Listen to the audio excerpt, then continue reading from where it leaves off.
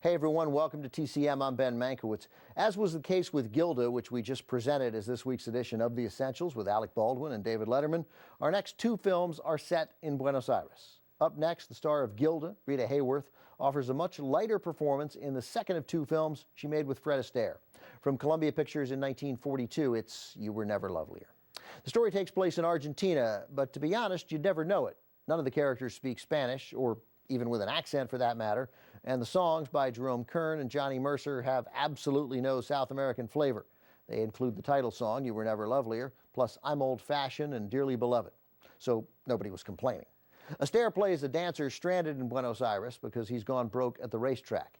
He goes to Adolphe Maju, who runs an exclusive hotel. He's looking for work.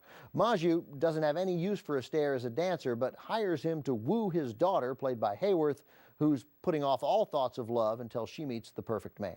The cast also includes Xavier Cugat and his orchestra playing themselves.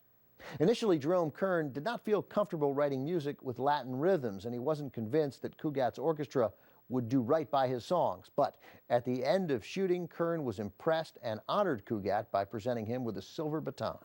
From 1942, also with Adele Mera, Isabel Elsom, and Larry Parks, You Were Never Lovelier. During production of You Were Never Lovelier, studio space was at a premium, so Fred Astaire and Rita Hayworth were forced to hold their dance rehearsals down the street at a funeral parlor right next to the Hollywood Cemetery. The space was fine, but they had to stop rehearsals whenever a funeral procession came through the gates. I imagine the last thing anybody wanted to hear at a funeral was You Were Never Lovelier.